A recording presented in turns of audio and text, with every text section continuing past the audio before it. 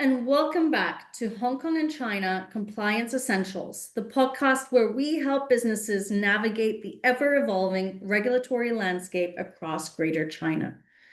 I'm your host, Kristina Koehler-Coluccia, the head of business advisory at Woodburn Accountants and Advisors, and today we're talking about something that might seem simple, but can actually have big implications for your business in China: the 2026 public holiday calendar. Yes, public holidays might sound like a nice break for employees, but for employers, they can mean factory shutdowns, payroll planning, and even logistical headaches if you're not prepared.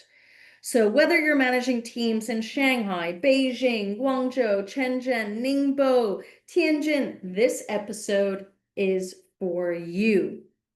So let's start off with the big picture. In 2026, China observes a variety of public holidays that include both traditional festivals and statutory celebrations. Some of these holidays are single days, but others are multi-day events, known famously as Golden Weeks, where the entire country essentially slows down, and some might even say shuts down. The two most notable Golden Weeks are for the Spring Festival, also known as Chinese New Year, and the National Day holidays. So I want to provide you with a quick run through of the main public holidays for 2026. In the show notes, we do have a link to our article, which lists out all of these main public holidays, so you can reference it there. But otherwise, take a notepad, grab yourselves a cup of coffee, and we'll do this run through of the holidays and the implications associated. So January 1st, this is New Year's Day. It marks the start of the Gregorian calendar year, and it is a public holiday in China. From the 16th to the 22nd of February, that's Spring Festival, otherwise known as Chinese New Year, and this is the most significant holiday in China. It's a time for family reunions and nationwide celebrations. Although the holiday is from the 16th to the 22nd of February, it does not mean that government offices or employees may request to have extensions put on that public holiday to tie in their annual leave with that period of time. From the 5th to the 6th of April, you've got Qingming Festival or Tomb Sweeping Day. Families honor their ancestors by visiting graves. The 1st of May is Labor Day, which is celebrating the achievements of employees and workers. 19th of June is Dragon Boat Festival, famous for dragon boat races and zongzi, those delicious sticky rice dumplings. 25th of September, we have the Mid-Autumn Festival centered around family gatherings and moot cakes under the full moon.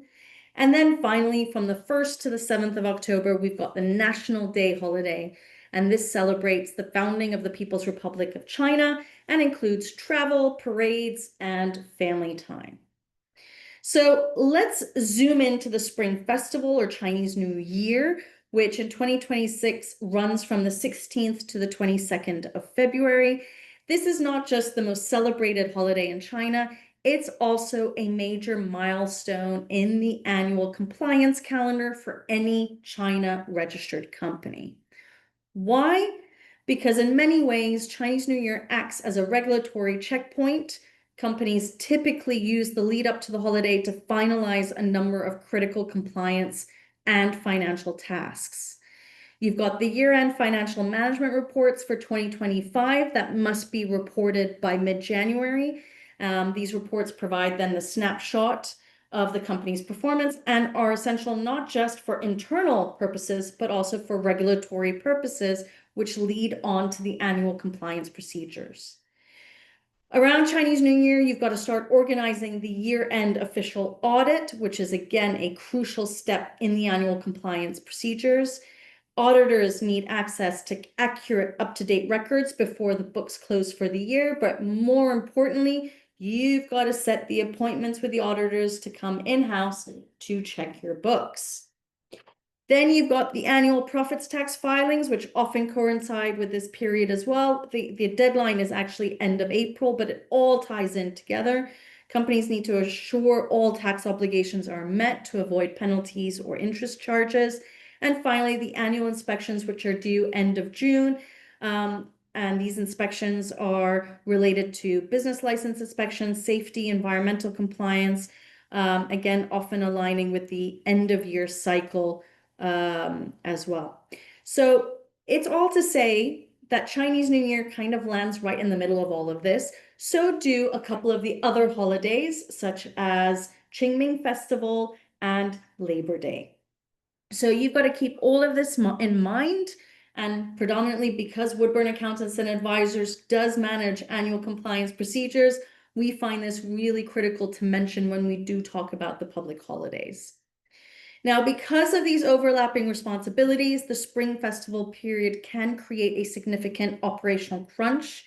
HR, finance, and compliance teams need to coordinate closely to make sure everything is completed on time, even as employees take leave to celebrate with family.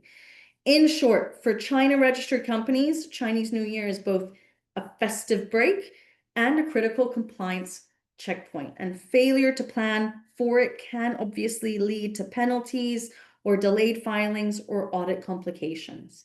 Remember, if you are falling behind, ask for extensions upfront, be proactive with your tax officers so that you have that little extra time if you really are in a crunch. Now, to go back to the idea of these China public holidays, there are certain holidays that are targeted to specific groups as well. For example, International Women's Day on the 8th of March, Youth Day on the 4th of May, Children's Day on the 1st of June, and Army Day on the 1st of August. Now, these are either half days or full days off, depending on the group involved. Particularly for International Women's Day, Youth Day, Children's Day, you may want to give time off to your employees because they may have trouble finding childcare on those days as the children don't go to school. Now, here's where it gets tricky for employers. The adjusted working and rest days. Now, in China, the government often rearranges weekends to create longer consecutive breaks around the key holidays. So a weekend might become a working day and a regular work day could become part of your holiday. The official 2026 schedule hasn't been released yet for these adjusted working days, but it does usually come from the State Council in December. So be prepared that in December 2025, these adjusted working days will be released. Now, why does this matter? Because it directly affects overtime pay, and in China, that is strictly regulated. Maybe we can just touch on and break down for you what we mean by the importance of this overtime pay. There are three main working hour systems in China: standard, comprehensive, and non-fixed. Under the standard working hour system, work on a public holiday, employees get at least 300% of their normal daily wage. Work on an adjusted rest day, like a swapped weekend, that accounts for 200% if they can't take a replacement day off. Overtime on a regular work day is 150%. For the comprehensive working hour system, public holidays, it's the same rate of 300%. Adjusted rest days, there is no specific overtime. Rest days are averaged across a certain period. And for the non-fixed working hour system, public holidays, the minimum is 300%, but there are regional differences which apply. Beijing may not require overtime pay, whereas Shanghai does, for example. So just to recap, the minimum pay multipliers are 100%, 150% for overtime on a standard workday, 200% for overtime on an adjusted rest day if no replacement day is possible, and 300% for work on an official public holiday. Again, this is critical for employers to get right. Missteps can lead to compliance issues or ultimately very unhappy employees. Now, what does this mean practically for your business in 2026? And here are a few takeaways I want to provide you with. 1, plan ahead. The Spring Festival, Chinese New Year, and the National Day weeks can cause factory shutdowns, travel surges, logistical slowdowns, and overall shutdowns within the country. Banks are closed. All the public services in terms of government offices, banks, etc., are all shut down. Budget for overtime if necessary. If employees are working during the public holidays, costs can quickly add up, so make sure these go in your budget. 3, monitor the official announcements. The final holiday calendar and the adjusted working days will come from the State Council in December 2025. Communicate early. Let your employees and global teams know about these holiday periods to avoid any disruptions or frustrations. And last but not least, stay compliant. Applying the wage multipliers correctly not only follows Chinese labor law, but it also keeps your workforce happy and motivated. And the key is making sure that we remain in compliance. While the holidays might be a time to relax, for businesses, they require careful planning and clear communications. Missing a detail could mean unexpected costs or worse, compliance issues with local government offices.